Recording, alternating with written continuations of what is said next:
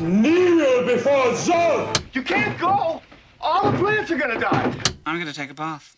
Bad dates. I'll alert the media. Boys, keep off the moors. It's evil! Don't touch it! The name's Pliskin. No more hangers!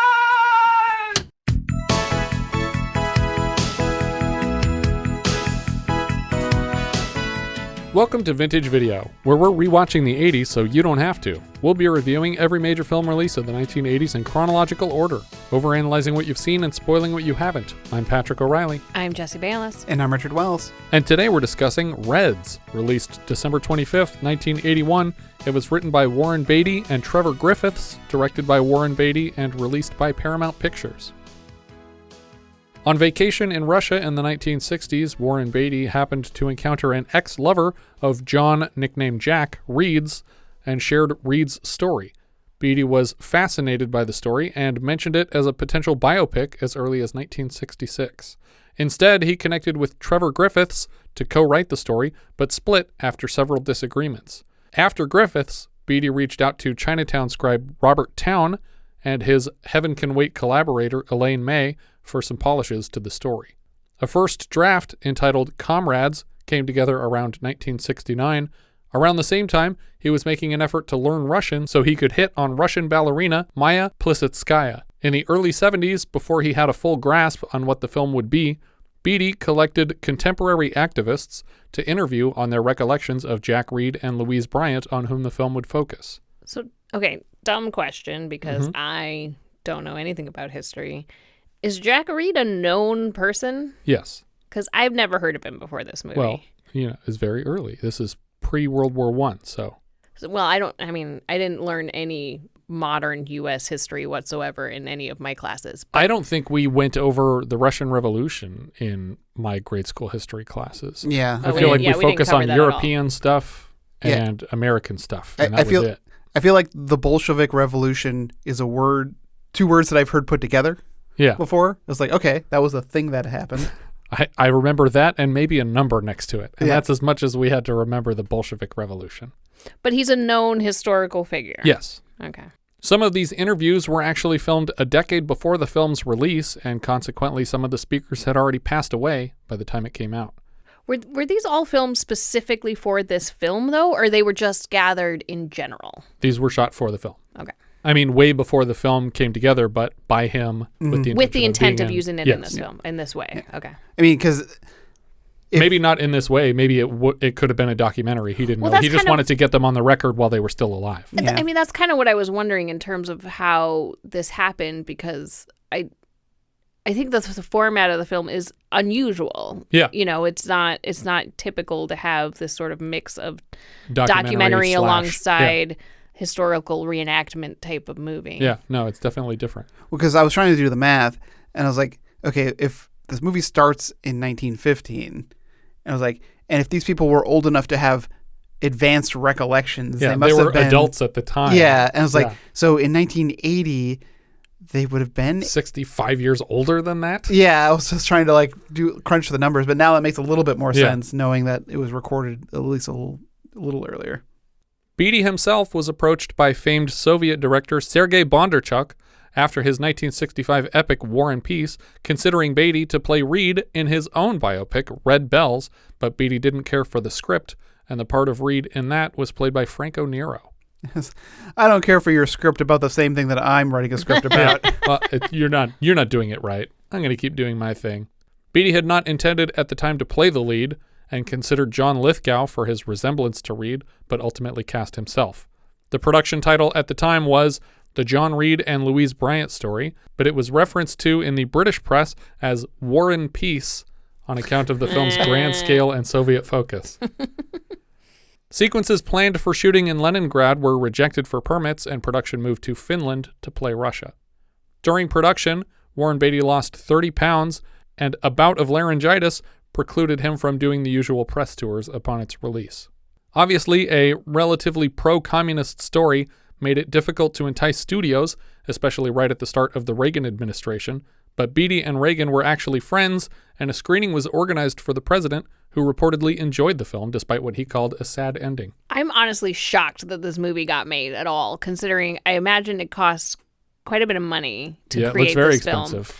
And I feel like a lot of people wouldn't want to be associated with it, considering how positively it portrays, communism and socialism.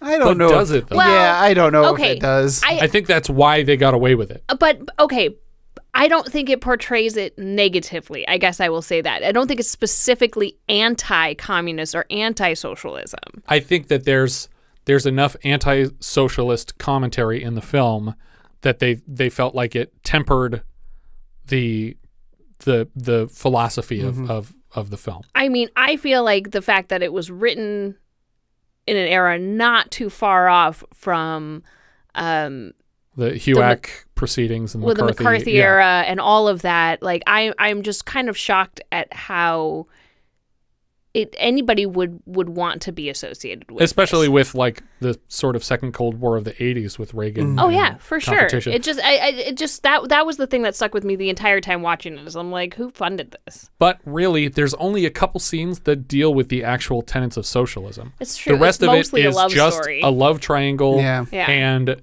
there's sort of the backdrop of these historical things that happened, but they don't really go into the details of why socialism is important or why it's better than capitalism. There's not even a lot of anti-capitalism to the story. It's really infighting between socialists. That's true. Yeah, exactly. Like, to me, it even shows, especially later on, how the communist ideals have been corrupted. Right. And he's working against it. Yeah, but I think that in itself is actually a very positive portrayal, because what they're saying is, okay, these guys are doing it wrong too, but our ideals are correct. And I think even just making a statement like that would be hard for a lot of people to stomach at this time. But I think that the reason why Reagan could sit down and watch this, as anti-communist as he famously is, and still say it's a decent film, is because he watched it and he didn't see a commercial for socialism. He didn't see something that was like, hey, look at this thing that you guys don't have. Doesn't it seem better than what we have?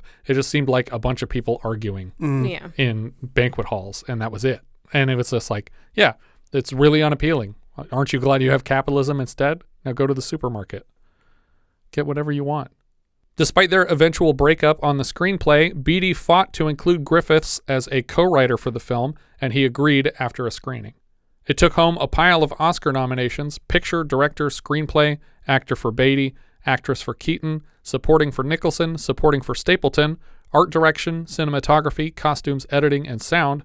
Beatty was only the third person to be simultaneously nominated for actor, director, and screenplay, after Woody Allen in Annie Hall and Orson Welles in Citizen Kane. This was also the last film until Silver Linings Playbook to win nominations in all 4 acting categories. It won director and supporting actress for Maureen Stapleton and cinematographer for Vittorio Storaro. The film opens with more ragtime music, taking place around the same time as last week's Ragtime. We start with documentary-style talking head interviews with people who were alive at the time to witness the era in which the film takes place. I was reminded immediately of the interview segments that bookend Chris Nolan's Interstellar, with real people describing their memories of America's 20th century Dust Bowl, but ascribing their words to a futuristic Dust Bowl of Nolan's imagining. The people are reflecting specifically on journalist/activist Louise Bryant. Among their vaguer memories, they seem to recall Bryant as having been romantically linked with Jack Reed, and that the two of them were popularly regarded as socialists. One woman goes a step further to suggest that Bryant was a famed exhibitionist, but we only get the tiniest inkling of that within the film. Another man amusingly refuses to share his opinion on the couple, but was still included in this segment. It's like, what? Why are you here then? Go home. What? I'm not going to answer your questions. I thought you were just offering me a chair and some nice lights. and a license, an agreement to sign to appear on camera. That said I would say anything that you asked me to. No, sir. I'm not a purveyor of neighborhood gossip or anything of the kind. That's not my job. We finally get a glimpse of Jack Reed as some of the interviewers describe his famed adventures as an international reporter. Reed is played by Warren Beatty and is seen chasing closely behind a horse-drawn carriage racing through clouds of dust kicked up by artillery in the Mexican desert. Then, some more interesting trivia hints at the eventual conclusion of Reed's story. Everybody can be buried in the Kremlin. And he's the only American. This is sort of true, as Reed was buried in a mass grave along the Kremlin wall, but he's actually one of 4 Americans. Another such American was Paul Freeman, who was killed in the 1921 crash of the Aero Wagon, an experimental high-speed rail car mounted on an aircraft engine, which could reach speeds of up to 87 miles per hour. The other 2 were C.E. Ruthenberg, the founder of the U.S. Communist Party, and Bill Haywood, who appears later in this film, portrayed by Dolph Sweet. We cut to a Portland art gallery in 1915, just 3 years after the close of our previous film. Louise Trullinger is leading guests around the exhibit and informing them of the prices of various framed photographs. Mr. Woodward, the man asking for prices, is not impressed with these blurry snapshots, but they assure him the pictures are blurry on purpose. I think that's the intention of the photographer, Mr. Woodward. What, to be blurry?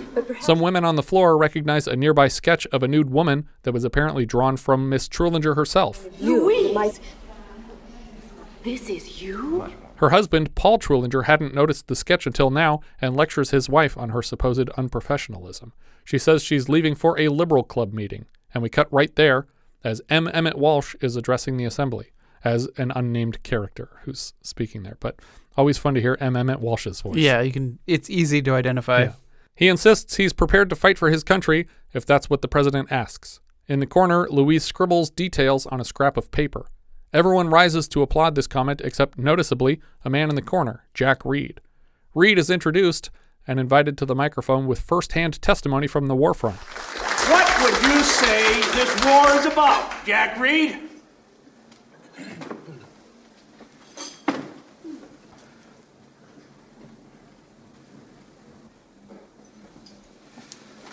Profits. He sits back down, his speech over. A deafening silence overtakes the hall, and we cut forward in time to Louise meeting Reed in the lobby to shake his hand. She tries to convince him to agree to an interview, and he seems resistant. But we cut forward again to the 2 of them in an apartment where the interview will take place. This is her art studio, and Jack Reed is distracted by more nude renderings of Louise. With her first question, she appeals to Reed's pacifism by asking if the war hawks are evil or dumb. Reed, who expressed earlier that he doesn't do interviews, appears uncorked by this approach. We cut forward big chunks of time as he rants nonstop over a dozen cups of coffee. He urges her to get down every word he says on paper. He says the financial incentive for the war has to do with French and English debts to America that Germany would wipe out by taking over said countries. Not even just American debt, but debt to J.P. Morgan specifically. America'd be entering the war to protect J.P. Morgan's money. If he loses it, we'll have a depression. He goes on to preach the importance of sexual freedom for women, including birth control, which is probably a more controversial subject now than it was when this film came out. Reed takes some time to notice that Louise is no longer transcribing his lecture. In fact, she's not even holding paper. She's just staring at him. It's the next morning now. They've talked all night, or he has. She makes a vague offer, and he seems to misinterpret it as a sexual invite. Do you want to take it a step further? Yeah. What would you think if I asked you to do something that might seem a little selfish? Well, I think you should. Good, because I'd like you to take a look at my work and tell me what you think. You see, I really respect your opinion so much. Like his return line, I was just going to ask if you had something I could look at. She hands him a big book of her writing to get his thoughts on her work. Do you guys recall the last time we saw someone hand off a bound portfolio of their work to someone whose opinion they respected? Oh, crap. It just happened. Did it just happen? Yeah. Was it An American Woman? What is that movie called? Not An American Woman. Do you know the movie I'm talking about? The one where she's a painter and she lives, and there's the other guy that... He's a painter in this one. He's a... No, it's not An Unmarried Woman. An Unmarried Woman. That's the movie I'm trying to think of. It wasn't that. Nope. He's a painter. An old painter. And she's a little girl. Oh. Shit. What's the name of that movie? Circle of Two. Oh, God. It's a terrible title. He agrees right away to take a look at her writings, and she rushes him out the door. We cut to Jack Reed meeting with some locals trying to raise money for The Masses, a magazine that employs him. Suddenly, Louise enters the room, and the crowd introduces her to Jack as though they're strangers. I like the one guy's response to the name is like, is it a religious magazine? Yeah. It's like, is it The Masses? No, not that kind of masses. Jack is fascinated to find her here and amused to learn in this conversation that she is married to a local dentist. Over dinner, Jack asks if she and the dentist have children, and she says not yet with a loaded smile, suggesting that things aren't that serious. He realizes now why the interviews took place at her art studio and not her home. They take a short walk outside, and she invites him to undress before they start making out on the ground. Inside, we can hear the party guests singing yet another version of Onward Christian Soldiers for us to add to our list. We cut to the next morning in the same art studio, and she's on her way out in a rush again.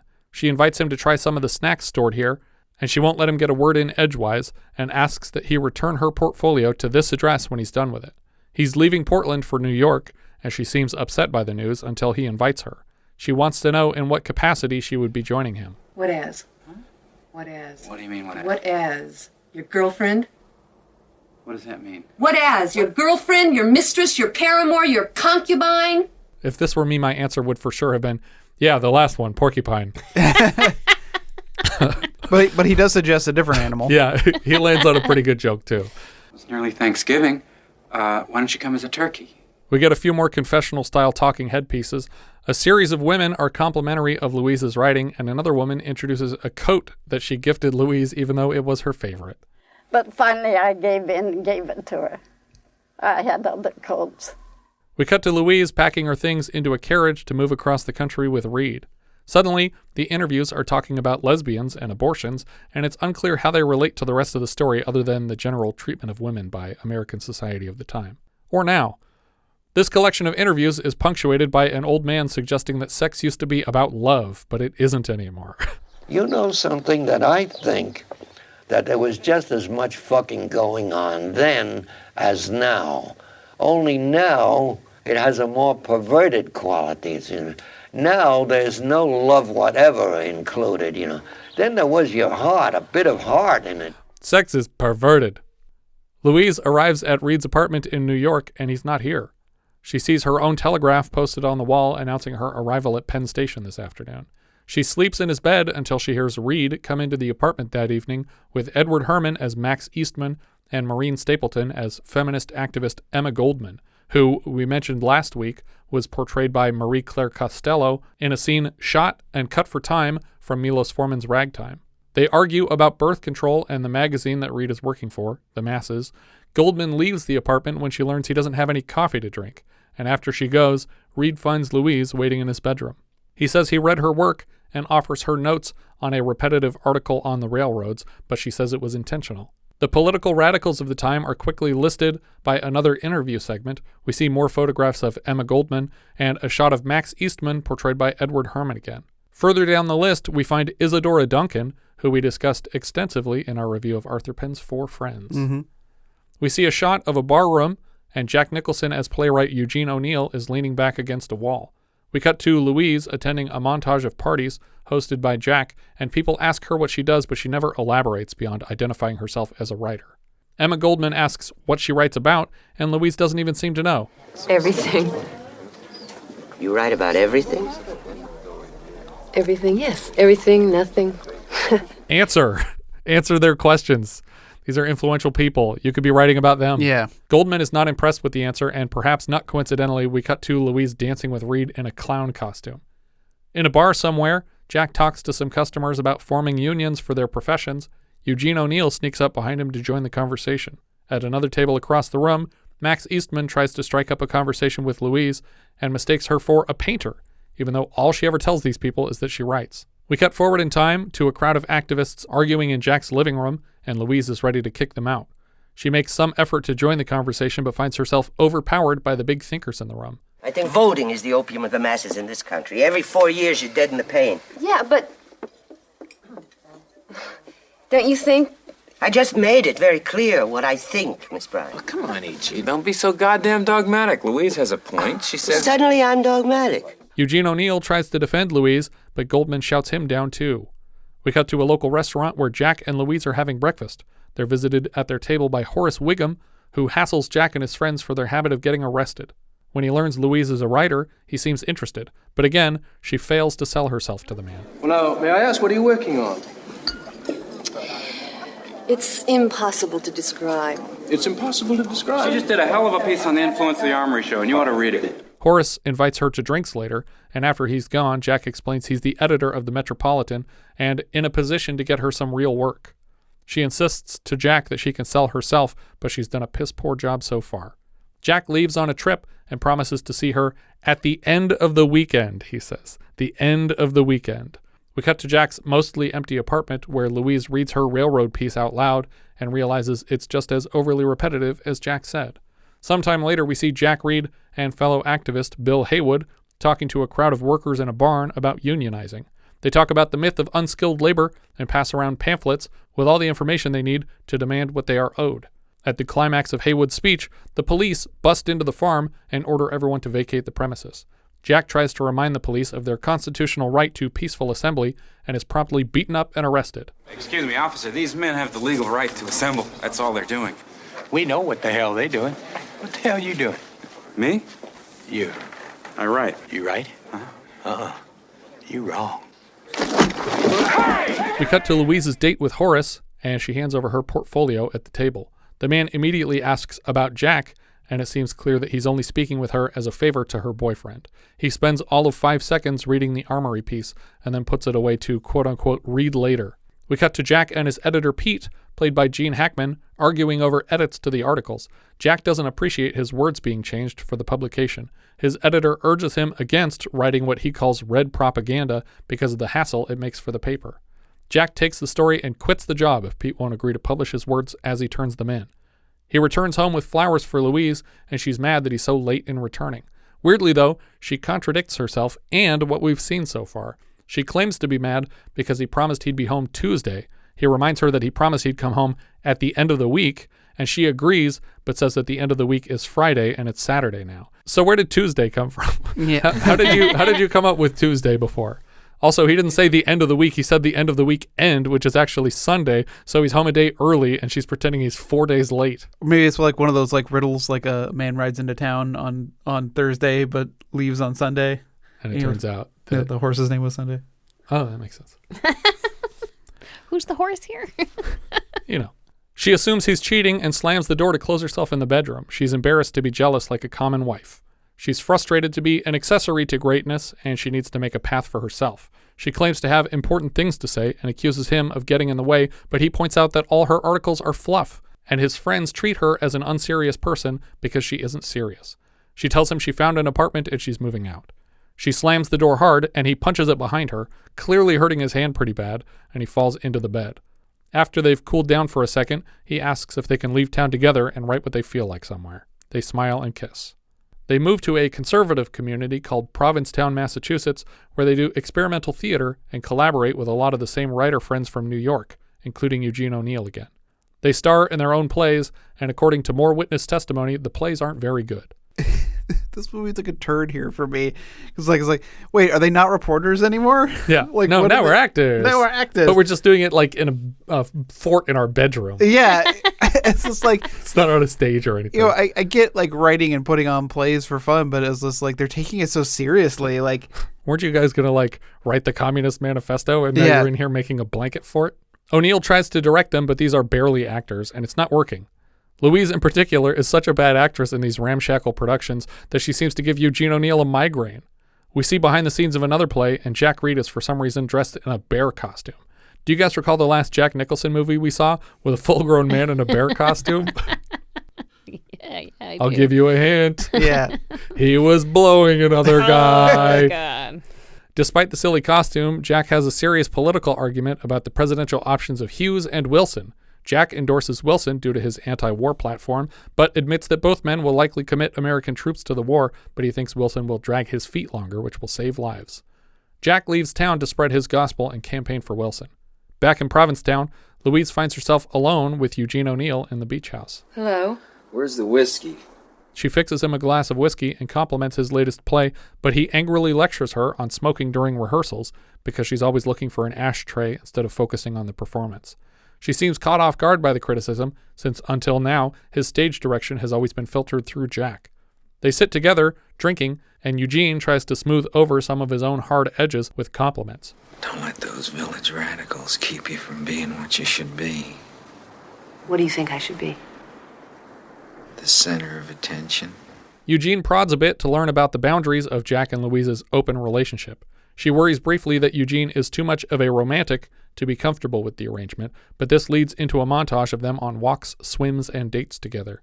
We cut to another meeting of their sort of cult of artists, and Louise sings a song terribly, but still gets wild applause. Jack returns mid-party, and the room goes quiet except for a radio broadcasting the 1911 ragtime love song, Oh You Beautiful Doll.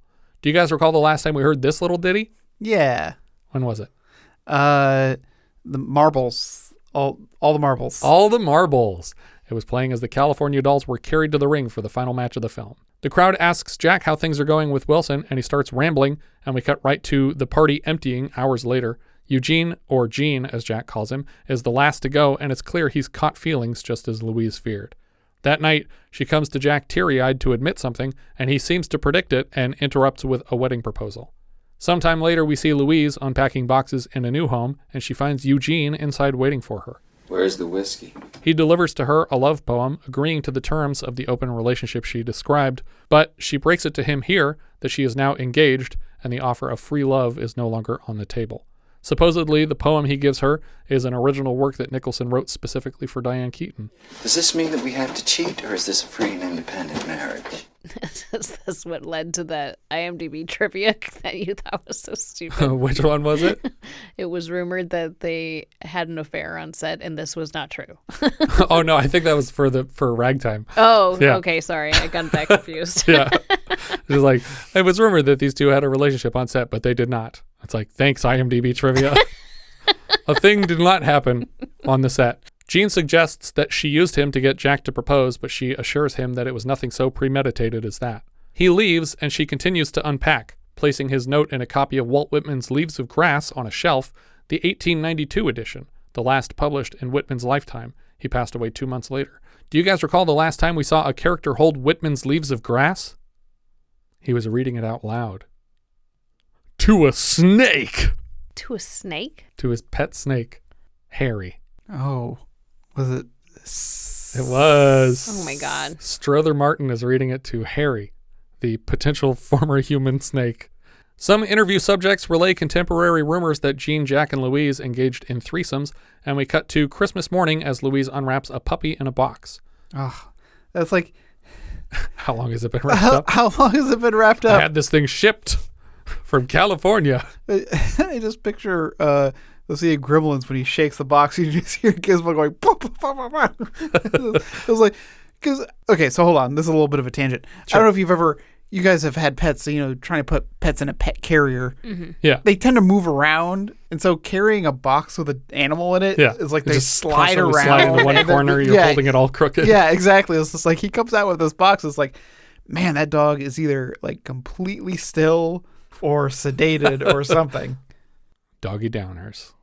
Yeah, it's never really implied by the events of the film that these characters had threesomes together, but these are just, I think they're sort of included in these edited segments so that you know that it's possible that that was happening between the scenes that we do see.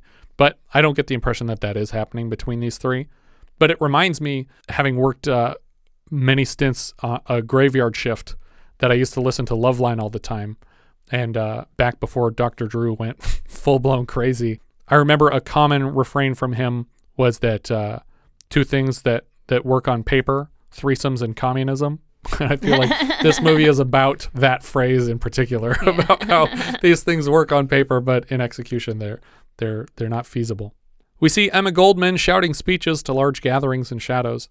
In 1917, there was a revolution in Russia that saw the dissolution of the empire and the installation of a socialist government. Wilson responded to the upheaval by declaring war on Germany to, quote-unquote, protect democracy.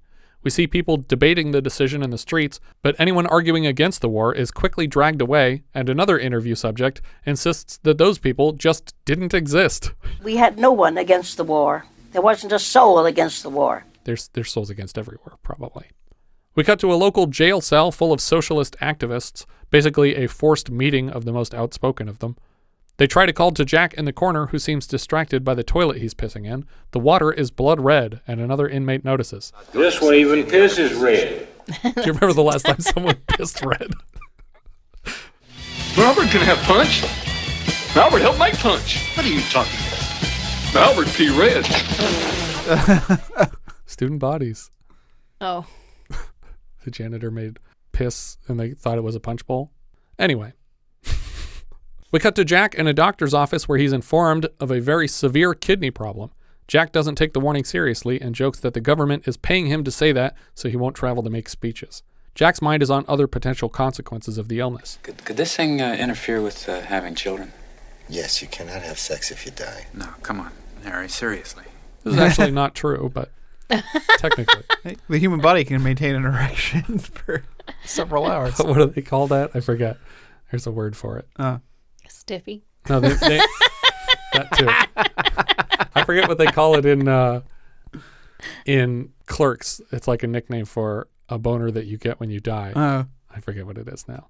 We cut to a meeting of the Socialist Party of America, and certain high-ranking members, in particular Paul Sorvino as Louis Fraina, are demanding action be taken by the party against the war. It doesn't sound like they plan to fight the Declaration at all, and when Jack tries to speak against it, he's shouted down for not being a licensed delegate, and therefore unwelcome to address the board directly. Fraina invites Jack to join the Communist Party officially because they can use men with his tenacity.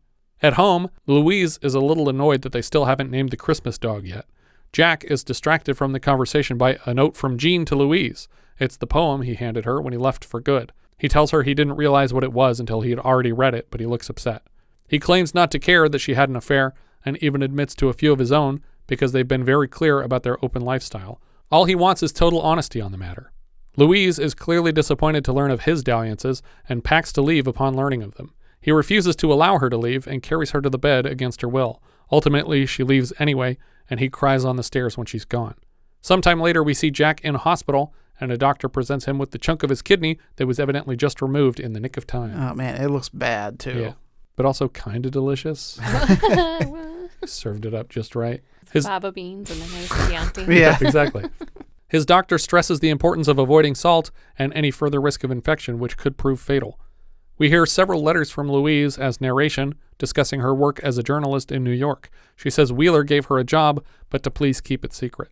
We cut to a busy diner, where Gene Hackman as Pete Van Wary again argues with a group of men on the relevance or irrelevance of the Bolsheviks in the war. Jack sits down to join them and spouts his pacifist rhetoric when he learns from Pete that Wheeler fired Louise and she's been lying about her continued employment in her letters. For some reason, the scene called for 100 takes from Hackman, and it only stopped there because he refused to go any further. When Beatty reached out to Hackman about appearing in Dick Tracy later, he was like, nah, I'm good.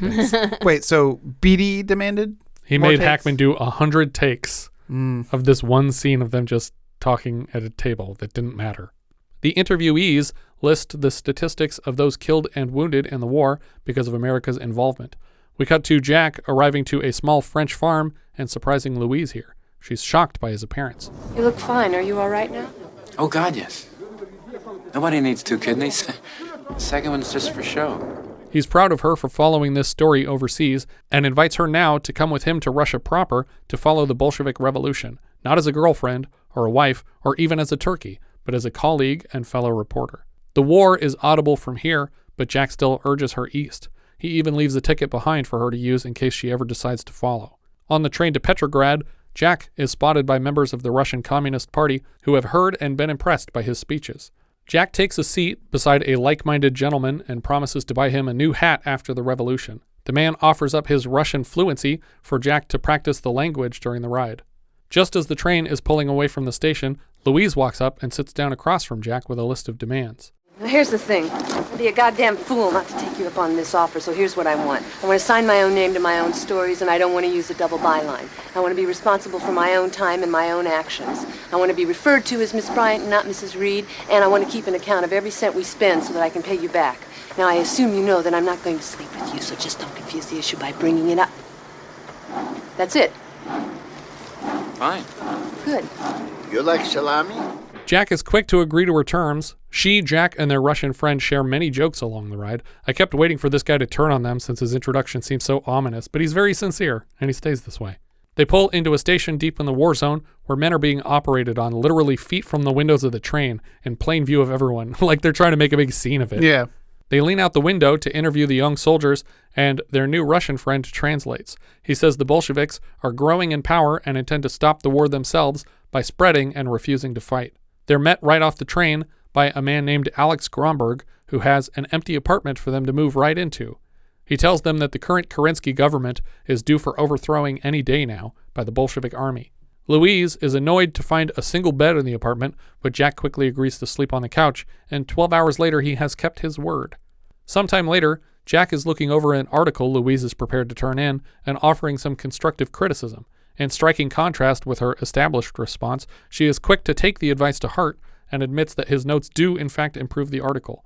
We get a long montage of them working on articles together, giving each other notes, and observing firsthand the central figures of the movement, like Lenin. I am the Walrus. Shut the fuck up, Donnie. V.I. Lenin. Vladimir Ilyich Ulyanov. Zinoviev, and Trotsky.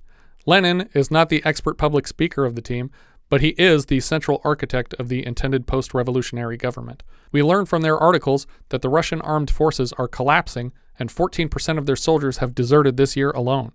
As they discuss the inevitability of the revolution Jack predicted when they left Europe, Louise's face changes, and she stops him mid-rant to thank him for dragging her here to cover this. She realizes this is what they were meant to do, and they're doing it together as equals. Thanks for bringing me here. We cut to a nearby crowded warehouse just as an order to strike is being voted on by the crowd. One man on stage urges against the strike, but he doesn't seem popular, and the crowd seems to firmly back the strike. Jack assures the man translating for him that Americans would support the strike, and the man asks Jack to deliver that message to the crowd.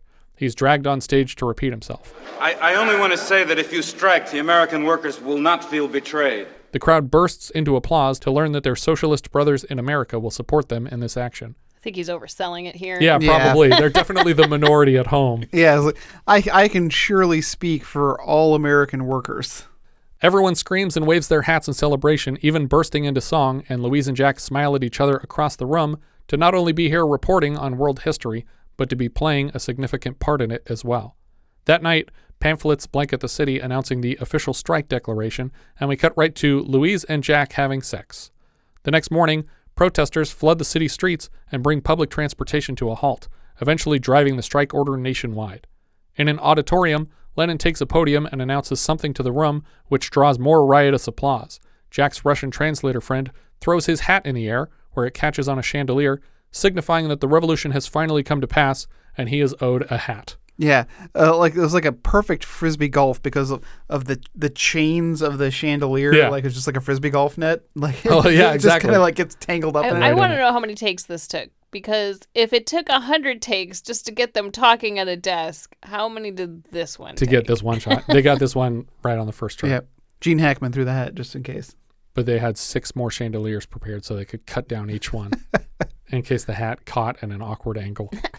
We fade to intermission on a silhouette of Louise and Jack embracing in their apartment that night. According to Warren Beatty in a 2006 interview, this was the final Hollywood production with an intermission, but I think you read that there was one the next year in Gandhi. Yeah. And there's like a bunch that I could come up with off the top of my head. Yeah. I think Gods and Generals had one, and too. Hateful Eight definitely had one, but that was after 2006. There's also one in Hamlet, apparently, in 96. Did 2001 have one? Yeah. Yeah. Yeah. Oh, because I couldn't remember because I was going to do you remember the last time we had an intermission? But yeah, I couldn't remember if it had one. Or it didn't. I don't remember. It did. Okay.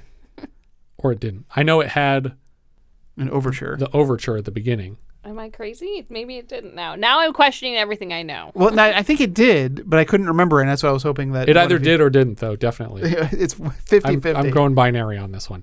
We got a brief intermission and open back up in New York, 1918. As Jack is going through customs, his collection of documents and newspapers are confiscated by the American government with a special wartime permission. Max Eastman is here to pick them up and assures Jack that he will get his papers back and he can still write the great novel on the Russian Revolution. Louise and Jack return to their abandoned home after a couple years away. We see them spending time with their dog. They decorate a Christmas tree, all under the rambling performance of one of the interview subjects who's just mumbling random songs from the time that he can think of. Just whatever words float into his head. Yankee Doodle went to London just to ride the ponies. I am the Yankee Doodle boy. That was a big hit. Great. Just keep rolling. This is gold. Gold, yeah. I really wanted his song to end with, I'm sorry, what was the question? Can you just slate your name for us? We cut to a public hearing where Louise Bryant is being asked her religious beliefs under oath. Do you believe in our Lord Jesus Christ? I believe in the teachings of Christ. Am I being tried for witchcraft? A senator leading the questions paints the Bolshevik forces with a broad atheist and evil brush, and the crowd is aghast at this characterization. Does one have to be God-fearing and Christian to be decent? She points out how silly it is to villainize a movement that promised to end the war peaceably and achieved that goal 6 months into power. She points out to the men questioning her that President Wilson made the same promise and instead declared war within the same 6-month time frame, resulting directly in the deaths of 115,000 American soldiers who were promised no war. That's how decent, God-fearing Christians behave. Give me atheists any time. She also points out that women's suffrage has been a proven success in Russia and was still somehow unattainable at home. I'm sure in their heads they were like, well, yeah, that's another mistake that they made. Of course we haven't done that. According to the interviewees, the resistance to a workers' revolution here was, at heart, a fear of overzealous unions making unreasonable demands of their employers. American propaganda had turned the public almost unanimously against pacifism and socialism of any kind. We cut to a jail cell where Jack is delivering a care package to his friend Emma Goldman, who is being deported to Russia. The revolution needs you. We're gonna get you back. Comrade, I'm not leaving the revolution. In Russia, I'll be joining it. Because she was actually born in Russia and immigrated to America. Louise comes home one night to Jack cooking dinner and barricading the kitchen door because he's accidentally started a small fire. The flaming dish is spilled about the room, and another pot boils over. The final gag here is when he lifts the third pot off the burner, and we see the bottom has separated from the rest of it, and the contents are left to blacken on the stovetop in a smoldering pile. When he finally presents the meal, it's just the tiny scrap of salvageable food, and Louise pretends like it's good, so Jack is relieved. He sits down to write his most celebrated work, 10 Days That Shook the World, sharing firsthand the story of the Bolshevik Revolution. At another meeting of the American Socialist Party, Louis Fraina announces that the right-wing membership have been expelled to make room for the people who intend to follow Russia's example by taking action. In the recent internal elections, he and Jack Reed have been elected to major positions in the party. They have only just been announced as the victors when Louise is suddenly learning from Jerry Hardin in the lobby, as someone named Harry, that the left-wing candidates have all been ejected from the party and their election wins are being tossed out. The left wing has split into two factions. Fraina wants to start a new Bolshevism party, and Jack wants to reclaim the existing Socialist Party. We get a quick, relatively useless scene at the apartment where men are gathered with Jack to discuss their next moves, and a man named Eddie comes in to admit he was late for a meeting with a man named Levine, who we will never see in the film. None of this comes back. We're still working on things. Yeah, I mean, I guess the point of the scene is to show how they're operating a miniature party out of his apartment. Well, that and how Reed is so obsessed with the movement that doesn't care that this guy's had to take his wife to the hospital. Right, yeah. Jack is furious with Eddie for missing the meeting that they themselves arranged, and Louise tells Jack to cut his people some slack. Jack and his men crash the next socialist meeting, despite having been turned away at the door. The right-wing leader of the party, Julius Gerber, played by Mr. Feeney himself, William Daniels, is furious to find the meeting intruded upon by the rightfully elected executives of the party. Jack steals away Gerber's megaphone and announces to the crowd that the real Socialist Party will be meeting downstairs in 5 minutes, and the executives who gavelled this meeting are imposters. The police are called in to drag away members from the party's left wing. Jack dumps the megaphone over Gerber's head and marches out of the hall and down the stairs to lead interested members to the new meeting. Jack begins another speech about how to help the party grow, and Louis wanders in to basically remind Jack that he was first to suggest forming a new party, and the American Communist Party will be holding a meeting in the Russian Federation building. Jack has his chairman call for a vote to establish the Communist Labor Party. So now, what was once the Socialist Party has split into 3 parts: the right-wing socialists, the Communist Party, and the Communist Labor Party. It's easy to see why splintering the group is a mistake. Jack is nominated to lead the party and ordered to Russia as a delegate of this new group. Louise is first upset about all the infighting, but by the end, mostly angry that Jack will be abandoning her to go back to Russia in pursuit of this goal. She doesn't want to go and just be an accessory for him again. Louise is doubly annoyed that he has splintered from Fraina, from whom he has no policy differences with his newly formed Communist Labor Party. Jack says Fraina isn't a competent leader, but Louise accuses him of being racist and obsessed with the spotlight. Her speech doesn't change his mind. We'll be back by Christmas. By now, relations had so soured that Jack has to be smuggled into Russia. Louise goes to see a cartoon in a theater, but leaves distracted in the middle of it. She turns to walk up the aisle right through the middle of the projector beam. The crowd are surprisingly patient with her, though, except for one man who follows her out intending to murder her for ruining the cartoon. Or more likely because he's a government stooge, ordered to follow her around. Wherever he was, Eugene O'Neill's Louise Bryant senses are tingling, and suddenly she finds him to pick up where they left off while Jack leaves to Russia. She claims to believe in Jack's cause, but Jean points out that she's here in America for some reason. He tells her that he liked her better in her free love phase, and she explains to him just what Jack provides her. Jack is taking real action, making a difference in the world. It must seem so contemptible to a man like you who has the courage to sit on his ass and observe human inadequacy from the inside of a bottle. Jean seems amused to have touched a nerve, and Louise leaves. That night, in the apartment, calling for someone named Jesse and getting no response. I'm guessing this is what she named the dog yeah. when he left. Suddenly, an agent of the Attorney General's office kicks in the door looking to arrest Jack, but he's not here. They settle for as many of Jack's private documents as they can scrape together. After being smuggled by ship to Asia, Jack was forced to march several days through tundra and then bribe his way into a major city in Russia. He tries out his Russian in conversations with Grigory Zinoviev, chairman of the Communist International, the global arm of the Soviet Communist Party. Zinoviev recommends he simply speak English, in which he is fluent, but he has an ulterior motive for this we will learn later. At the climax of the meeting, Zinoviev orders the merging of the Communist and Communist Labor parties before either can be officially recognized. Jack is obviously disappointed and further confused to learn that he has no ride home, but instead will be put to use in the Soviet propaganda machine on account of his influential way with words. They treat him like a traitor to the cause for wanting to go home.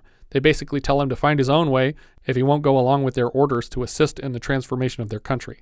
But it's not really a fair comparison because they're like, I have kids, I have a family too. And it's like, yeah, and you go home and see them every night. Mine are in America. You're not listening to me. Jack makes an effort to escape on his own, but complications from his kidney situation make the trip through miles and miles of snow almost impossible. At the border of Finland, he's stopped by a squad of soldiers who put him in a Finnish prison. Well, yeah, at least it was finished. Yeah. I mean, an unfinished prison would be my preference. Just climb right out of it. It's just open. Didn't finish this wall yet, did you? Fuckers. Have you seen Support Your Local Sheriff? I haven't. Is there stuff like that, breaking out of prisons? Yeah, he arrests Bruce Dern and puts him in the jail cell, but the jail's not done. There's no bars. And so he just draws a line. Just don't cross that line. Don't go over this. That's great. Back in the U.S., Louise goes to the State Department and asks for assistance in collecting her husband from Russia and finds no sympathy here. He has only one kidney. He could be dangerously ill. That is a chance that your husband took, Mrs. Reed, when he left the United States without an exit visa or a passport. Good day, Mrs. Reed. In spite of their falling out, Louise goes to Jean in search of a connection that could smuggle her to Norway, and she'll figure out the rest of the way on her own. He offers to go in her place to draw less attention. She pleads with her eyes to let her handle it herself, and he gives in. We cut to the Finnish officials intercepting all Reed's mail, and we see a telegram from Louise that says, "Trying all solutions, hold on." The message is wrinkled instead of delivered. We see Louise hiding out in the lower decks of a ship, tossing and turning in a storm. The doctors at the jail holding Jack give him a checkup and diagnose him with scurvy. The doctor reveals himself to be sympathetic to the communists and agrees to pass along a note to Louise for him. Sometime later, Louise and a guide are trudging through deep snow for miles. Out of seemingly nowhere, Reed is released from jail, and we learn an alleged explanation from one of the interview subjects. But what I heard was the Bolsheviki traded some Finnish professors for the release of John Reed. We cut to Petrograd, 1920, and Reed is met at a train station by members of his party. Right away, he orders another message sent to Louise, and we see each stage of the message's delivery by Morse code, in secret, and behind enemy lines. Of course, Louise is not getting these messages because she's already struggling desperately to reach him. Reed's new living quarters are shared with the earlier deported Emma Goldman. The lack of response from Louise is rattling him. He asks Emma if she gets mail here, but she says the Americans filter everything important out of it. He asks if she's gotten any word of Louise, and she recalls a mention from others who have lost track of her. She evidently left New York after Christmas when Reed hadn't returned. Emma can read on Jack's face that he suspects she's headed this way, so she sits him down to communicate the monumental unlikelihood of that happening. Not only would it be a risky trip for anyone to make, Emma has made no effort to mask her disdain for Louise during their every encounter. In her estimation, Louise in particular is not up to the task. all for the sake of a revolution she was never any part of. Why should she? You chose the life of a revolutionary. She didn't. Emma suggests the lack of a response is a response in and of itself. Jack returns to the apartment they lived in when they documented the Bolshevik uprising and is reminded of their time, but disappointed not to find her here waiting for him. Louise's guide takes her to the doors of the Finnish prison where he was being held when she left America, but she has no idea where he would have gone from here. Jack makes an effort to attend and contribute to the many congregations of the party, but he's given up on learning Russian in favor of relying on the provided translators. Fortunately for him, other bilingual attendants inform him that his translators are changing some of his words, which we learned with Gene Hackman earlier is Jack Reed's biggest pet peeve. He even tries adjusting the official languages of the meetings, set to English, so that his words cannot be twisted, and Zinoviev is loudest among the dissenters, not wanting to waste his time on this. At another meeting, Louis notices that Jack seems weakened after a prolonged chat and stops to check on him, but they're quickly back to work. When Jack's resolution about language is voted down, he resigns his position and walks out of the building. Emma Goldman is disappointed with the rule of the Bolsheviks, and Reed blames counter-revolutionaries sabotaging factories and foreign aid blockades, not to mention the predictable difficulties that come with the transition to a complete new style of government. It hasn't been given the chance to work. Emma has given up on the entire socialist theory, and in the middle of berating her for giving up on it, he realizes he has to unresign his position to the committee and get back to work as a part of the solution. Yeah, this was a big turning point for me as far as whether this movie was pro or anti-communism, because basically Emma says it doesn't work. Yeah, like this system doesn't work. In execution, people are starving to death. Millions of people are starving to death every year, and you can't provide for them the way you've set the government up.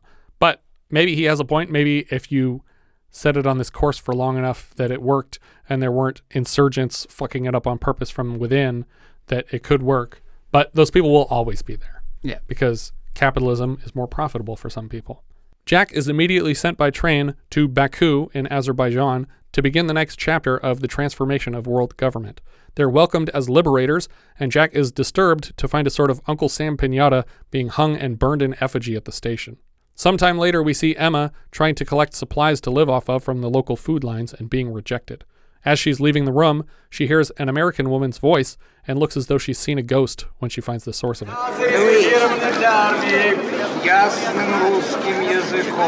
Emma.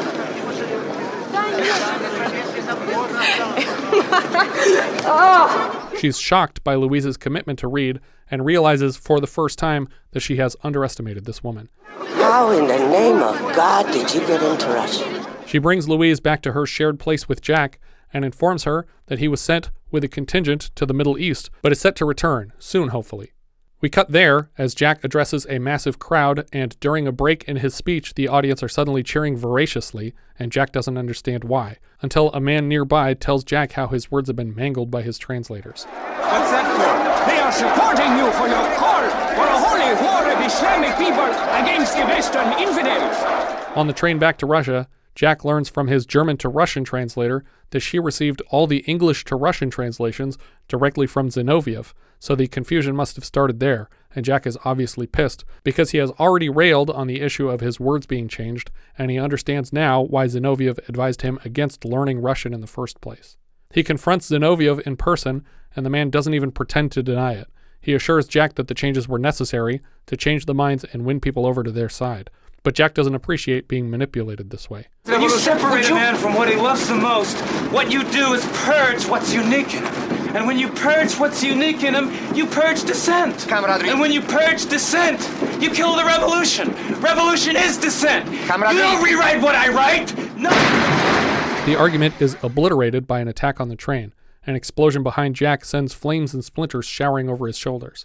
Counter-revolutionaries are firing on the train from a nearby bridge, and all the men kick their way out of the windows of the train and crawl on their hands and knees away from the gunfire. Jack spots reinforcements on the horizon to suppress the attack, but more artillery fire send two horses tumbling end over end, which, as we have repeatedly stressed on the show, is impossible to do safely, and both animals were badly injured in the shot. How in the world would someone who owns horses care so little about them to allow them to be used this way? Like, there have to be horse handlers on set that are like, "What? Why did you do that to the horses?" There are terrible people in the world I that, guess. raise animals for various purposes. But it's just I'm like not you treated it surprised so by nicely up until this one day where you just wrecked it on set on purpose. It just seems insane to me. I mean, I think you're making a leap to assume that it had been treated nicely up until this point. I mean, they're pretty at least. So pretty. Jack spots a passing horseman dragging a carriage behind him and races on foot behind it to get a handle on the quickly departing trailer. The shot very closely resembles the first shot we saw of the man, racing behind revolutionaries of the past in Mexico, and the cinematic implication seems to be that this is the last shot we will see of Reed. Bookended, facing this historic event on his feet with death at his heels. We cut to the train station in Petrograd, and Louise is horrified to find the train arriving so badly damaged from the attack. The windows are all shattered, but the other people at the station applaud as the men emerge from the train. Louise's eyes are locked on the door, but eventually a last man steps through and closes it behind him, and Jack is nowhere to be seen. We see a body unloaded on a stretcher with a blanket over it, and as she watches it pass by, she looks up to see a man she somehow missed coming off the train. It's Jack, dirty and disheveled, with a gruff beard, and she wanders sobbing to him, and they hug each other tight. He begs her not to leave, as if she would come all this way to break it off. Look, it's not you, it's me. Bye. She takes him to a hospital because he's clearly in rough shape, but the doctors are not as well funded here to take care of him as they would be at home. She never leaves his bedside. He talks a bit in his sleep, basted in a feverish sweat. His words make no sense to her, as she worries they might never again. One night, he's surprised to find her here in Russia, as if he imagined her the first time. He asks if she would at all be interested in a trip to New York with him. I wouldn't mind. What as? What as? What as? Gee, I don't know.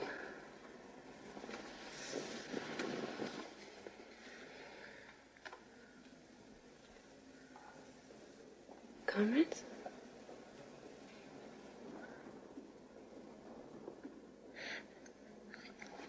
Comrades. Which I mentioned before was the original title, and I think it works much better. Yeah. Also because I feel like Reds is more commonly used as a derogatory term for communists, where I feel like comrades is like sort of a satirical insult for like, oh, okay, comrade. Like you would say it like it's more of a lighthearted nickname. I think it's just more memorable in general. Yeah. Sometime later, Louise leaves Jack's room at night to refill his water and accidentally knocks a cup to the floor. When a boy retrieves it and hands it to her, she stares at his face a moment and is suddenly certain of something. She returns to Jack's room and finds a crowd of doctors just outside. They give her morose looks as she is instantly broken in the hall. She moves inside to confirm her fears and finds that Jack has passed away. And although Warren Beatty here is 44 years old on set, Reed passed away at the age of 32. She lays down beside him in bed and cries as we cut to black for the credits. That's Reds. Whew. It's long. It's long, it's heavy, long. and it's so much mostly a love story, and I feel like there's actually not enough interesting things happening.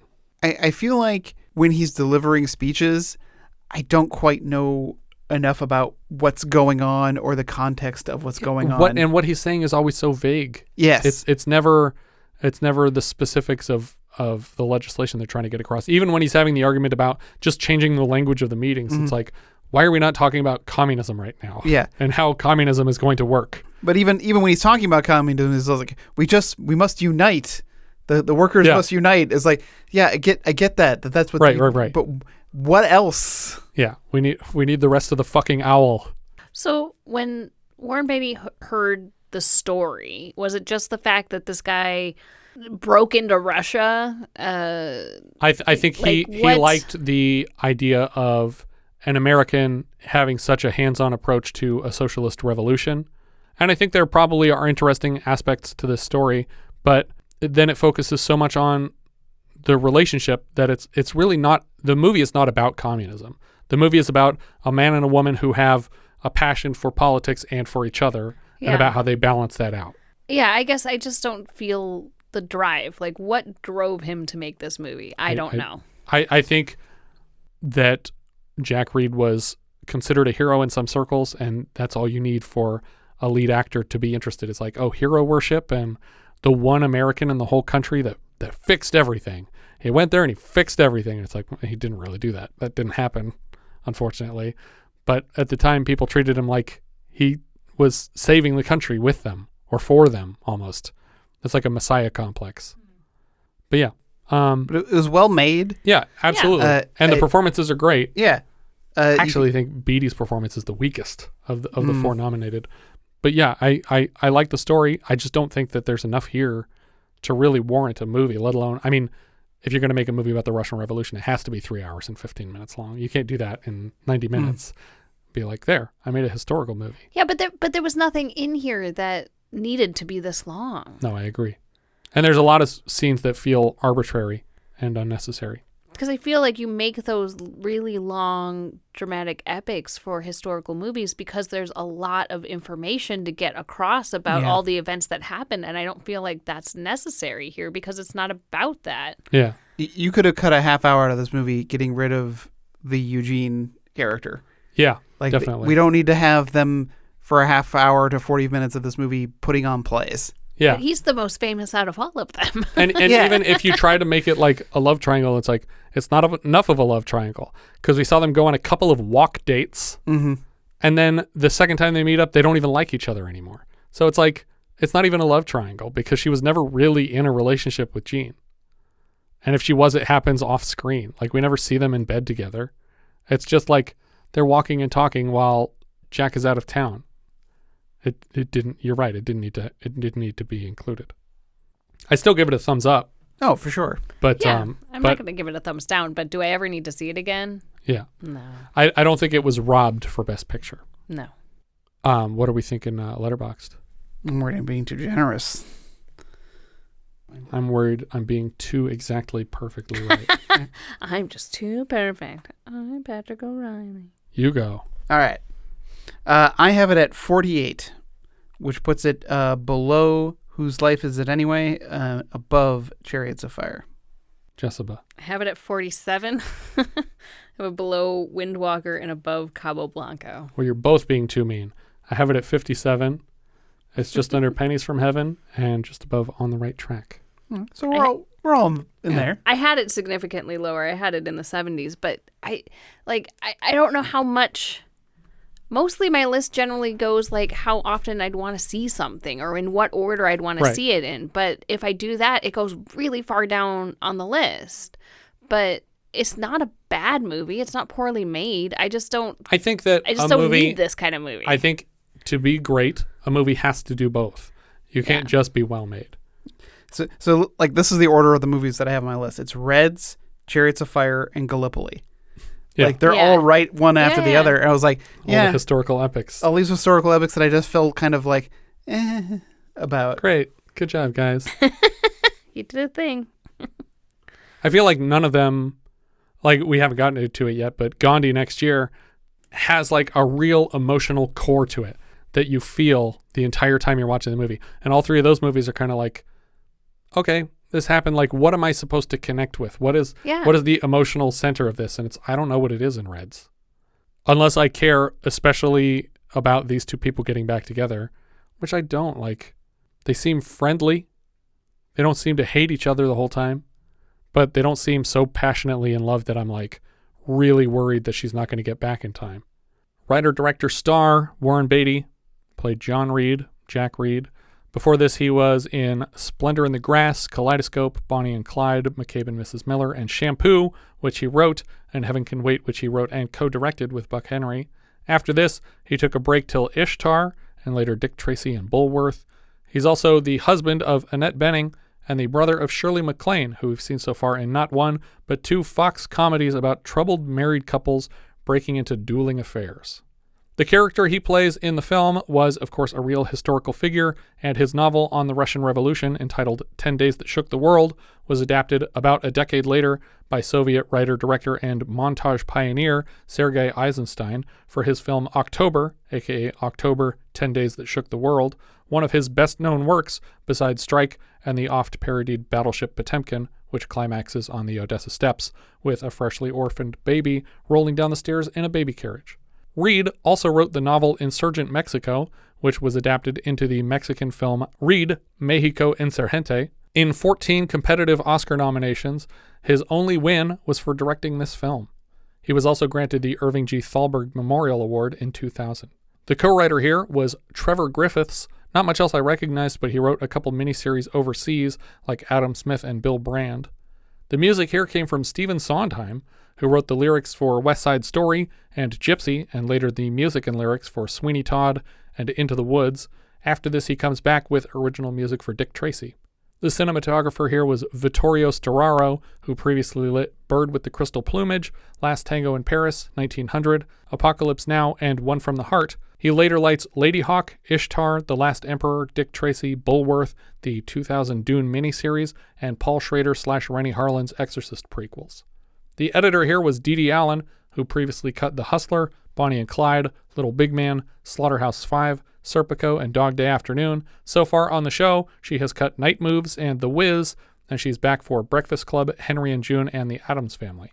And Henry's in this movie, of Henry and June fame. Editor Craig McKay previously cut Melvin and Howard, and later Silence of the Lambs, Philadelphia, K-Pax, The Manchurian Candidate remake, and Europa Report. Diane Keaton played Louise Bryant. Her first major film role was as Kay Adams, the fiancée of Pacino's Michael Corleone in The Godfather. She followed that with several Woody Allen titles, most famously taking the Oscar for playing the titular character of Annie Hall, a character based on and named after her, since at birth her name was actually Diane Annie Hall. She also appears in Manhattan before this, and after this, Baby Boom, Father of the Bride, First Wives Club, as she reunited with Nicholson for Something's Gotta Give. She's probably best known for her 2021 appearance in the music video for Justin Bieber's song Ghost, wherein she plays Bieber's grandmother. She and Beatty began production in an actual romantic relationship, which had faded before they were done. Edward Herrmann played Max Eastman. His first credit was in last month's Patreon winner, The Paper Chase. He also shows up in Day of the Dolphin, The Great Gatsby, and so far this season, he was Harry in Harry's War. Next season, he's FDR in Annie, and later he's Henry in Purple Rose of Cairo, Brown in The Man with One Red Shoe, Max in The Lost Boys, and he's Richie Rich's dad in that movie. He's also Richard Gilmore in 154 episodes of The Gilmore Girls. Yeah. And he also appeared alongside Red's co-stars Paul Sorvino and George Plimpton in Oliver Stone's Nixon. Jerzy Kosinski played Grigory Zinoviev. He's best known for having written the novel and script for Being There. The actor playing Zinoviev wrote Being There. He initially turned down the role, fearing he might be kidnapped from the Finland set by the KGB after smuggling himself out from behind the Iron Curtain decades earlier. Shortly after this film's release, he was accused of having stolen the plots of his best-known works from existing untranslated Polish novels. When he couldn't shake accusations of plagiarism, he committed suicide in 1991. Jack Nicholson played Eugene O'Neill. Apparently Sam Shepard and James Taylor were both considered for this part. But, wow, former President James Taylor. Nicholson had also previously co-starred with Warren Beatty in The Fortune in 1975. Nicholson got his start with a bunch of Corman stuff, and then he exploded after Easy Rider into titles we've discussed like Five Easy Pieces, The Shining, The Postman Always Rings Twice. He shows up in Carnal Knowledge, Tommy, One Flew Over the Cuckoo's Nest, Going South, which he directed himself. After this, he's in Terms of Endearment, Witches of Eastwick, Batman, A Few Good Men, Mars Attacks, As Good as It Gets, About Schmidt, and The Departed. He has 12 nominations for Best Actor, and he won for Cuckoo's Nest, Terms of Endearment, and As Good as It Gets. O'Neill's daughter, Una, lost touch with him after marrying Charlie Chaplin and wrote Nicholson a note after seeing the film saying, "Thank you for letting me love my father again." Aww. So that's nice. Nicholson was weeks away from starting on Ragtime, and it seemed like Warren Beatty stole him away from the production, despite Milos Forman having directed Nicholson's probably best performance in Cuckoo's Nest, because he said he couldn't see any other actor in Hollywood that could believably woo Diane Keaton away from him.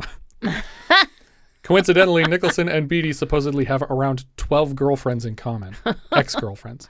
Paul Sorvino played Louis Fraina. Before this, he was in Where's Papa, Day of the Dolphin, and Oh God. We've seen him so far in Cruising, and he's back later in The Stuff, Dick Tracy, Goodfellas, The Rocketeer, and Bulworth. He also appears with Red's co-stars Gene Hackman and Jerry Hardin in The Firm. Maureen Stapleton played Emma Goldman. She was in On the Right Track and The Fan earlier this season, and she won an Oscar for her performance in this film. But my favorite role from her will always be Ma Kelly from Johnny Dangerously. She also appears in Lonely Hearts for a nomination, Airport for a nomination, Interiors for a nomination, Money Pit, Cocoon, and Bye Bye Birdie. Nicolas Coster played Paul Trullinger, that's the first husband of Louise Trullinger/Bryant/Reed. We just had him as Avery in The Pursuit of D.B. Cooper. He's Lionel Lockridge in 599 episodes of Santa Barbara, and Mayor Jack Madison in 63 episodes of The Bay. We saw him last season as Tatum O'Neal's father, Mr. Whitney, in Little Darlings. M. Emmet Walsh was a speaker at the Liberal Club. This is our 6th episode for M. Emmet Walsh after Cold Turkey in the 70s and Brubaker, Raise the Titanic, Ordinary People, and Backroads. He's also in Serpico, Mikey and Nicky, The Jerk, Blade Runner, Blood Simple, Fletch, Critters, and more recently he's appeared in Calvary, Adventure Time, and Knives Out. Ian Wolfe played Mr. Partlow. He has credits dating back to the 30s. He's Dr. Minton in Rebel Without a Cause, PTO in THX 1138, and we saw him previously on the show as the farting commandant in Up the Academy. He also appears as a forger in Dick Tracy. Bessie Love played Mrs. Partlow. She has credits dating back to the mid-1910s. She's Hank Mahoney in Broadway Melody, 1929. We also saw her last week as Old Lady in Ragtime, and later she's Lily Bell in The Hunger. McIntyre Dixon played Carl Walters. We've seen him so far in Altman titles Health and Popeye as Cole Oil, Olive's father. And, right, Cole was the father, or was he the brother? No, he's the father. Yep. And more recently as a nature walk teacher in Paternity, the one who tells the kids what surrogacy is. Later, he's in The Secret to My Success, Batteries Not Included, and The Dream Team. Pat Starr played Helen Walters. She's Mrs. Spector in Outland, a scientist in Superman 3, Lily Hammond in Judge Dredd, and a CIA agent in the first Mission Impossible film. Max Wright played Floyd Dell. He's Alf Dad. We saw him last year as one of the scientists from Simon. I want to go on the rocket. Yeah, as soon as I heard him in this movie, I was like, oh, hey, I know that voice. Yeah. He's also Joshua Penn in All That Jazz the year before. One of his last credits was as Norm Macdonald's boss on the sitcom Norm. George Plimpton played Horace Wiggum. He's actually best known for his sports journalism, but he has played several small parts over the years, occasionally playing himself. Harry Ditson played Maurice Becker. He's Harold Clevish in Improper Channels earlier this season. Just last week, he was a county clerk in Ragtime. We've also seen him as a convict in Superman 2, and he's Duquois, a member of Another Revolution, in Zucker Abram Zucker classic Top Secret. Catherine Grody played Crystal Eastman. We saw her last season as the teacher, Miss Jump, in My Bodyguard, and more recently as Mrs. Boyle in Whose Life Is It Anyway? Brenda Curran played Marjorie Jones. She was Nancy Clutter in Cold Blood, and she's back next week as a parent in our season finale, Taps. She's also Pooh in The World According to Garp, Francine the Landlady in Chud, and more recently she was Old Lady in Happy Death Day to You. Norman Chancer played Barney. He was Slater in Outland. Dolph Sweet played Big Bill Haywood. He was Sheriff in Finian's Rainbow and Missile Commander in Colossus the Forbin Project. We've also seen him as a police sergeant in the original Out of Towners. Raymond Bieri played Police Chief. He was Major Manchek in The Andromeda Strain, Cato in Badlands, and Corlett in Sorcerer.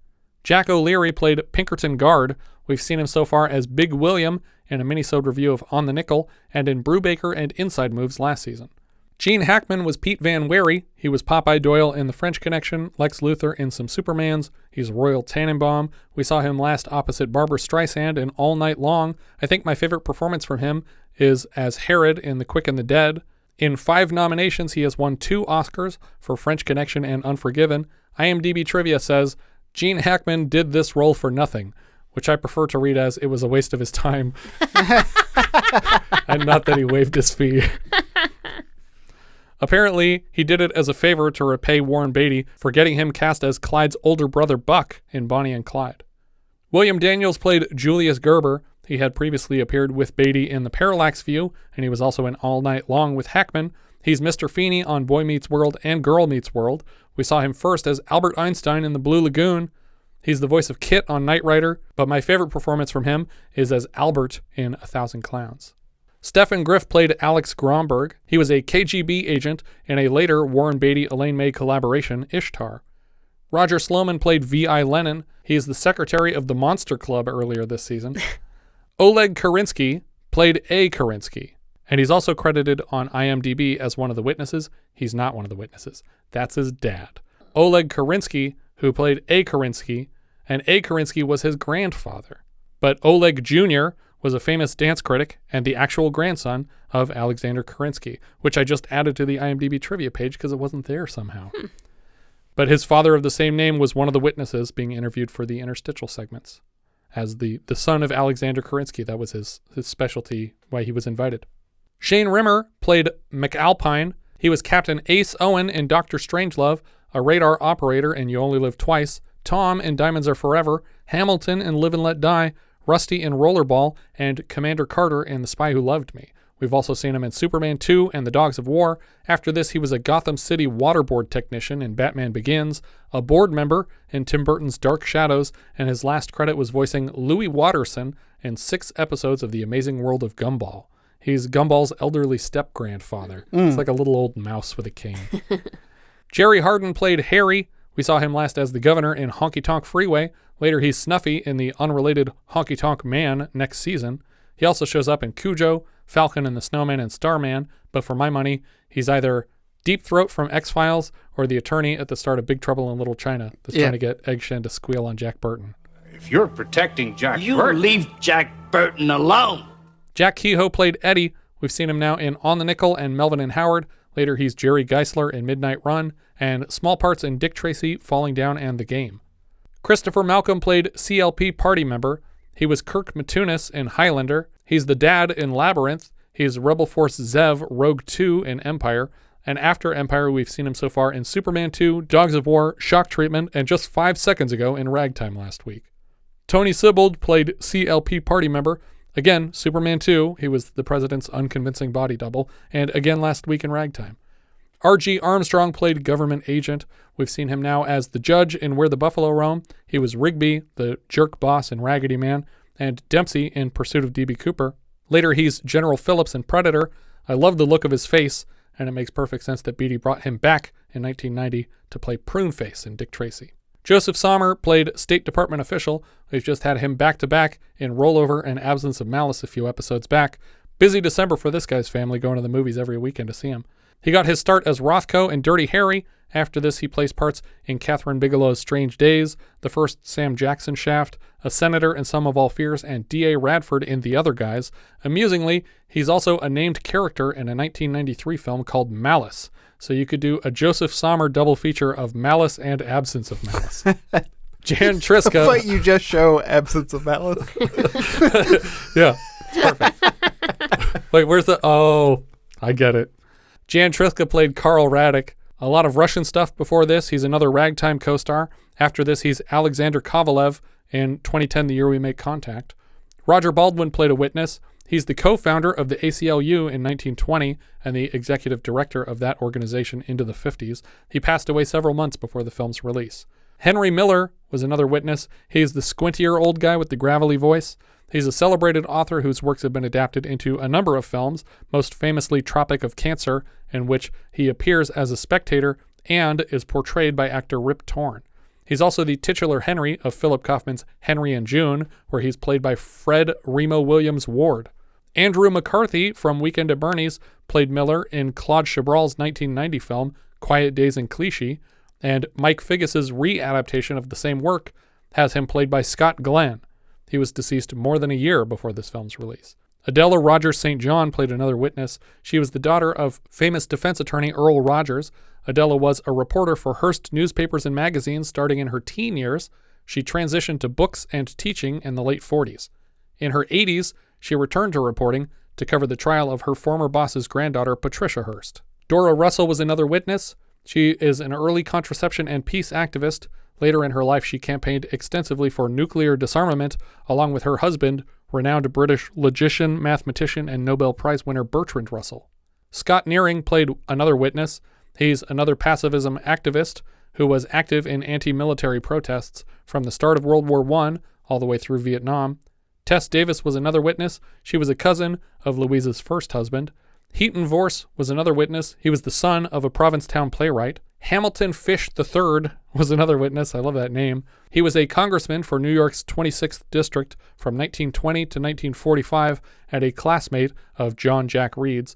His son, Fish IV, was also a representative from 1969 to 1995. Fish V was less successful in politics, but his film Hotel Terminus won the 1989 Oscar for Best Feature Doc. Fish fam.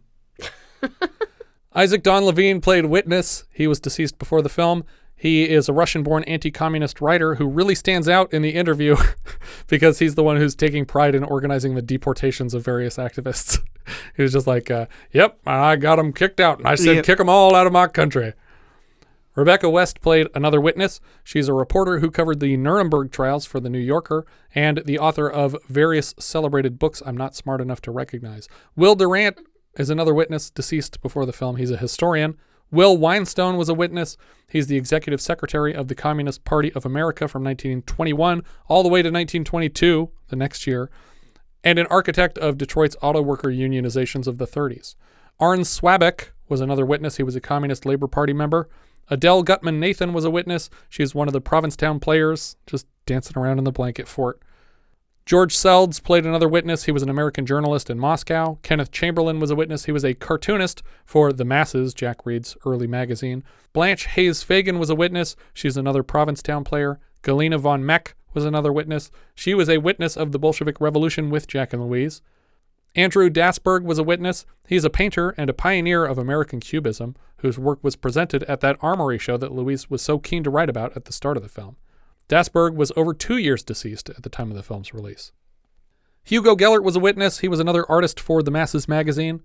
Dorothy Fruchs was a witness. She was a military officer, a lawyer, a suffragist, and she ran for Congress twice in the 1920s. Good for her. George Jessel played witness. He is a man from the future. Oh, no, sorry. I'm mixing up my notes. George Jessel, not George Jetson, get it? He was the actor who originated the role of the jazz singer for a stage production before the Jolson film. He appears in a cameo as himself in 1967's Valley of the Dolls. In the early 60s, he dragged Shirley Temple into his office and groped her while removing his pants, so she kicked him in the dick and left. Fuck this guy. Yeah. Lucida Williams was a witness. She's also dead. She was all these people are dead, by the way. She was the screenwriter of over 50 silent films and a lifelong friend of Mary Pickford's. Jessica Smith was a witness. She was an editor and suffragist who, despite passing away in 1983, somehow managed to appear as a teenager in a 1995 episode of Married with Children, unless there's another person named Jessica Smith. But what are the chances? Arthur Mayer is another witness. He was also deceased by the time the film came out. He was a film producer, no relation to the Mayers.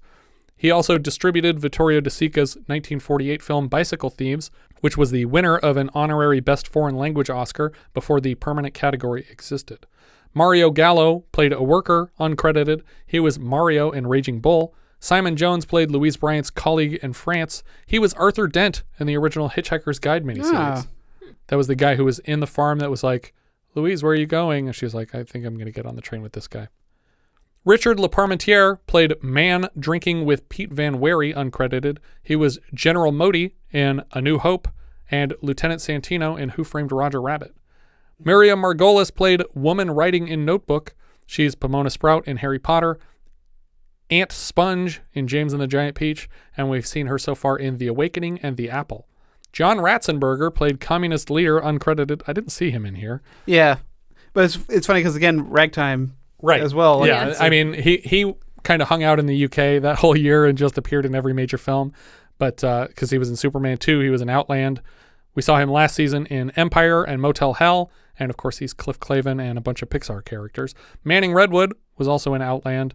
He played a U.S. Customs uncredited. He was Lowell for Outland. He was a forest ranger in The Shining because his name's Manning Redwood. He was Harry Weiss in Shock Treatment so far on the show. So that's the father of Janet Weiss, right? In Shock Treatment. He's the one who sings the song about being a man. Yeah. Peter Ross Murray played a communist soldier, uncredited. He was Dr. Phoebus Farb in Little Shop of Horrors, 1960. He also has screenwriting credits on the 77 Dr. Moreau, Going South, and so far on the show, Last Married Couple in America. He wrote the script for that. But I'm guessing he was a friend of Nicholson's based on I was going to say, yeah. Little Shop of Horrors and Going South. Those are all the credits I have for this one, amazingly. Only 125 people. I think that's everything for Reds. If you have any thoughts you'd like to share, you can find all our socials at linktree/vintagevideopod. What's that sound? We got one! That's right, it's a new patron, David Clausen.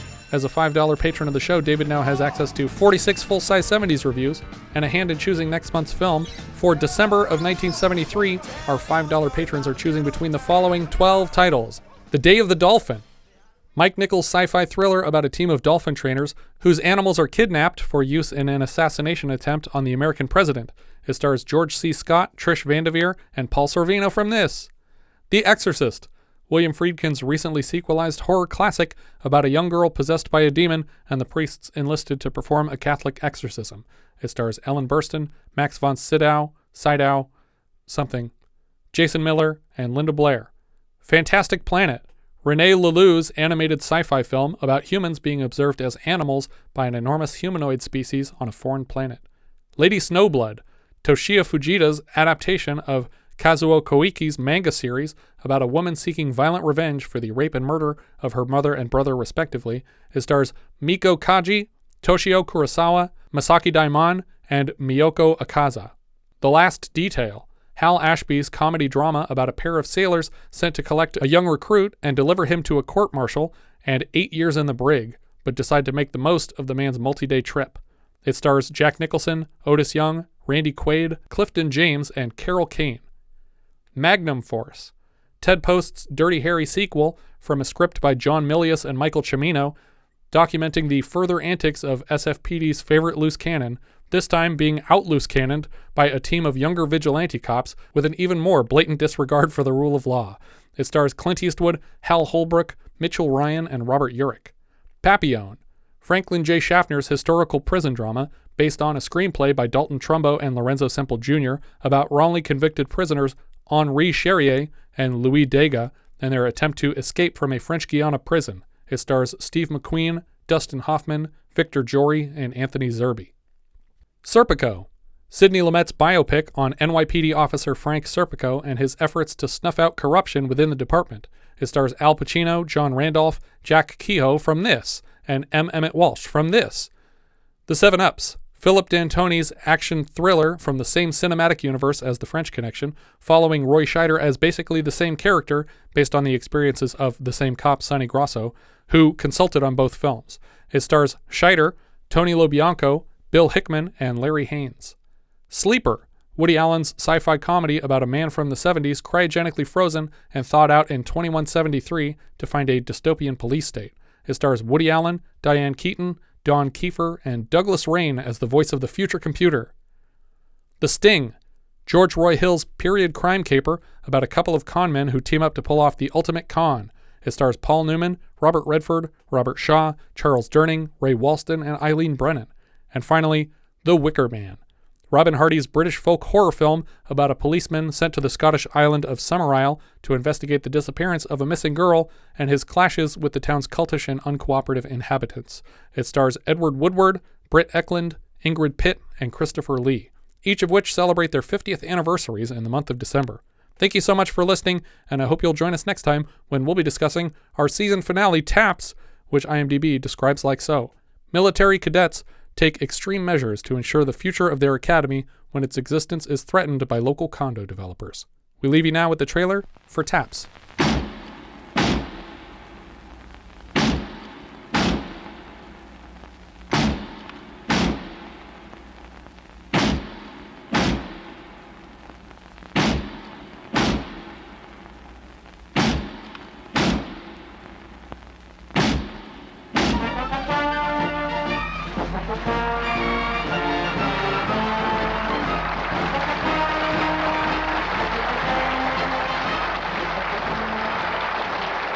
Ladies and gentlemen, I have been informed that Bunker Hill Academy is to be closed.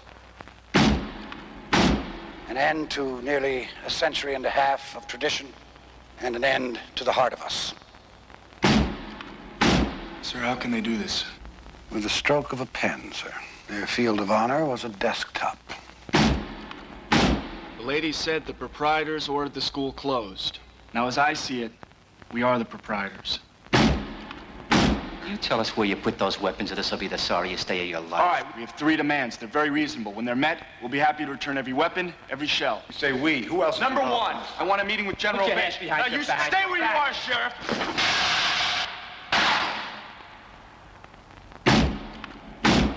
Everyone in here is here because they want to be here. Our son would not be involved in something like this. Lady, if my son can be involved in it, your son can be involved in it. My men, our tanks, our helicopters, we will take this campus. So anybody who isn't 100% sure of what we're doing, take one step forward. Attention! Forward! Forward! Major Mullen, he's our man. Major Mullen, he's our man. They don't scare us, do they, Charlie? No, sir. Me neither, sir. They don't scare me. What in God's name did they teach you in here? You and I have nothing more to talk about.